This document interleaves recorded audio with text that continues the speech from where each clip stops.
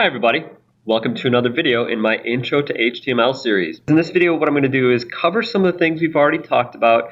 I'm going to kind of sum them all up and put them all together into one whole. I'm going to cover the use of headers, footers, articles, and paragraphs, and we're going to build the whole HTML structure that we are going to need for a basic blog style web page. Alright, so first thing that we need, I want to show you a place you can go to get some filler text or placeholder text. We also call it dummy text.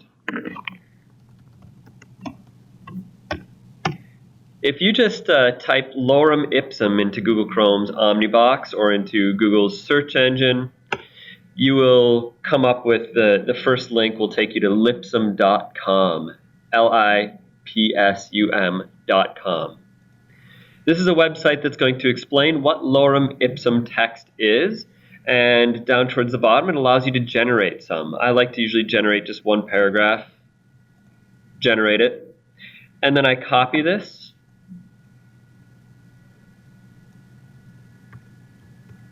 and then I use it and I paste it into my documents like this. Okay, so it's a block of dummy text. So what's dummy text?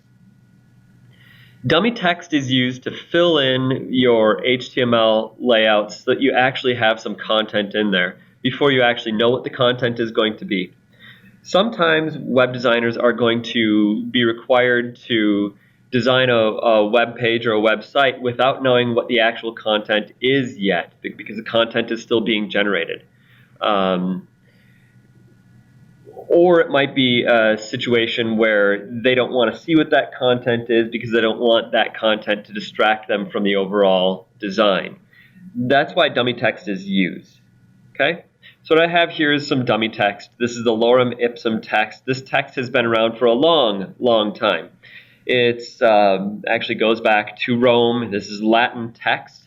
The reason that we use it is because it approximates word length and the rhythm of words in the English language. We also use it just because it's kind of a tradition. It's what's always been used, even going back to the days of manually set type on printing presses. The lorem ipsum text comes from a document written by, I'm going to forget. I can find it right here somewhere. It's been used since the 1500s, and they believe that it was from Cicero, who was a Roman orator and kind of a general all-around famous person. But anyways, enough about what the lorem ipsum is. Let's see how it's used. So I just copy and paste it in here, and I might throw it into a paragraph like so. All right? And now I've got some dummy text in there that when I save it and look at it in the browser, you can see it's a nice little paragraph. If I copy this and paste it a few times, I can see what those paragraphs are going to look like in the browser. And that's why we use dummy text. It allows us to see what the page is going to look like before we get the actual content. Okay? So you can use lorem ipsum dummy text when you are fleshing out your HTML documents, but when you actually make a real website, you should use real content, not lorem ipsum text, because nobody wants to go to a website to read the lorem ipsum junk. All right, let's get on to the markup stuff. In a previous video, I talked about the use of, I talked about the parts of a web page, and we talked about how web pages have headers, they have content areas, they have footers, and some of the websites that I used an example.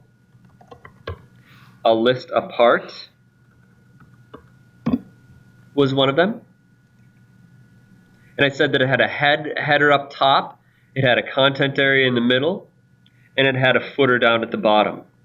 Our footers and our headers are going to be simpler than these, and our content areas are probably not going to have cards and multiple columns and a grid-based layout and all that kind of stuff. We're just going to start with a standard blog layout. I'm going to show you a blog.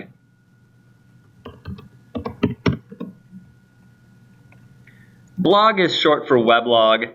It's kind of like a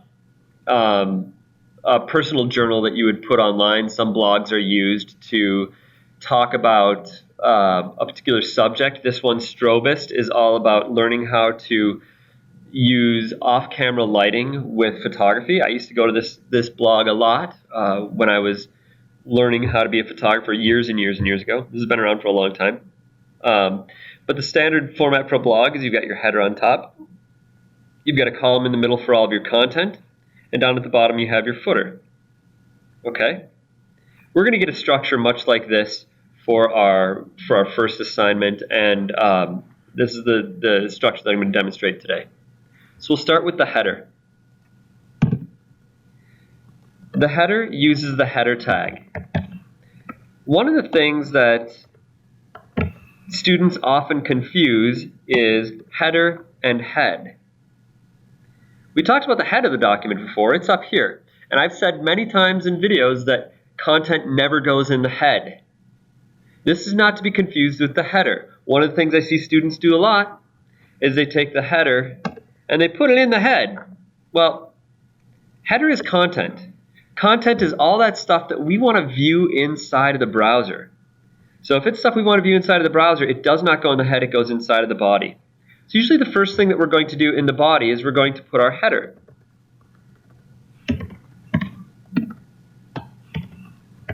And the header element is just the word header inside of an opening and closing tag, just like that. The header is usually going to contain at minimum an H1. The H1 is going to be the heading that we'll use once per page, and it's going to introduce the topic for the entire page.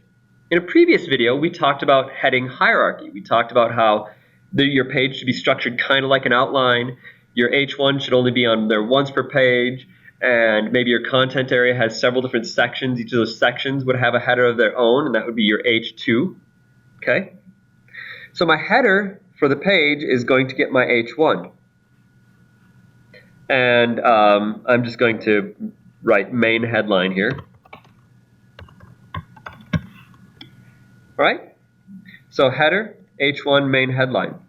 Below that is going to be our content area. Our content area might be comprised of several different articles. On your first assignment, the blog assignment, you're going to have a minimum of 5 articles. The article tag is used to clump together content that is all related. Okay? So we'll assume that these paragraphs here, these 3 paragraphs,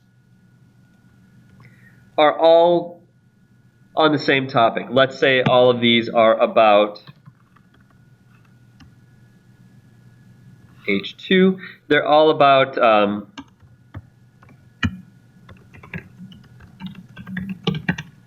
headings and how to use them. This would be an H2 because it's a portion of my, I'll call this website Intro to HTML. Okay? Intro to HTML is the overarching topic of the whole web page. Headings and how to use them is the first article in there. All these paragraphs would be about headings and how to use them, and that's it. Okay? Next article. Maybe I have another article that's going to be about links and images. So since links and images has nothing to do with headings and how to use them, but it's still related to Intro to HTML, I'd keep it on the same page, but put it in its own article. Since this is a different topic from headings and how to use them, I'm going to put it in a new set of article tags. So the article tag opens and closes for my headings and how to use them section. I know that headings and how to use them ends right here. This one is going to be about links and images. So this will be another H2 because this heads up a section.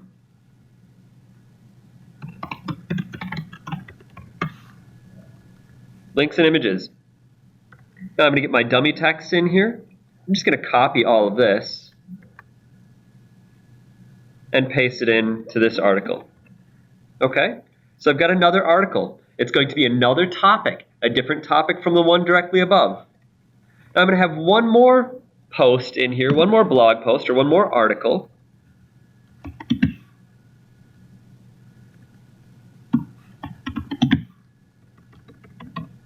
I'm just going to paste my dummy text in there.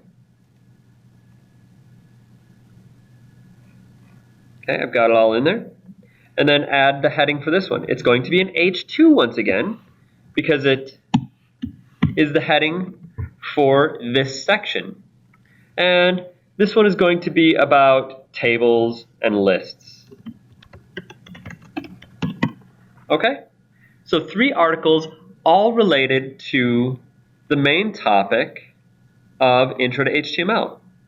Intro to HTML is the subject of the whole page, so it's inside the header and it gets my H1. The first section is about headings and how to use them, so it's an H2 because it's subordinate to this heading. It's inside of an article. All 3 of these paragraphs are going to be paragraphs that are about that topic, headings and how to use them. The next article is about links and images, and it's got 3 paragraphs in here just about using links and images. Then I close that article, I open a new article, and I've got an H2 that's about tables and lists, and I've got 3 paragraphs below that. And then this article closes. Okay? So if I zoom way out, you can see the structure. It's kind of small and hard to see, but you can see that my header is up here with my H1. I've got one article that contains an H2 and 3 sets of paragraphs. I've got another article with an H2 and 3 sets of paragraphs. I've got the last article with an H2 and 3 sets of paragraphs. You can see the structure based on the tabbing, and we talked about that in a previous video as well. Anytime you want to nest something inside of something else, you tab it over by 1 tab. So this H2 and these paragraphs are all nested in the article. They're tabbed over by 1 level. These articles are nested inside of bodies, so the best form is to tab those over by 1 as well. Body is the outermost element. Then I've got header with H1s. Then I got articles with H2s and paragraphs. There's the basic structure. Header with H1, articles with H2 and paragraphs. And then I get down to the bottom. This is where I have my footer. You'll have 1 footer per page, and it goes down below your last article. And it just looks like this, opening footer and closing footer. And inside of there, you could do something like a paragraph, maybe even use the small tag, which is used for small print. So small print is that legalese that you're going to find on documents.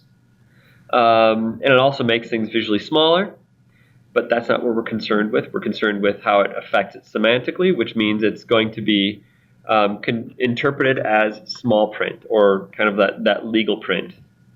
I'm going to just put copyright in here. Copyright 2017, Charlie Gorel. And that's what I'm going to put in my footer. You can have your footers be more complex. They can have links to other places in your website, kind of like a sitemap. It can have things like links to your terms of service, contact information. I'm not going to put all that stuff in my footer, but you certainly may do that. What you can do is look at some of your favorite websites and see what they do in their footers. In this one, it's got all these links for things like RSS and facts and terms of service, and then it's got all of its copyright information. All that good stuff is in the footer. All right, to sum up, this structure right here is pretty much exactly what you'll use for your HTML structure for your first project. You've got your header with your H1, your articles that open and close, and at the top of each article you're going to have an H2. And then at the bottom you're going to have a footer with whatever footer content you want to use in it. Alright, I hope this video was useful. Thanks for watching.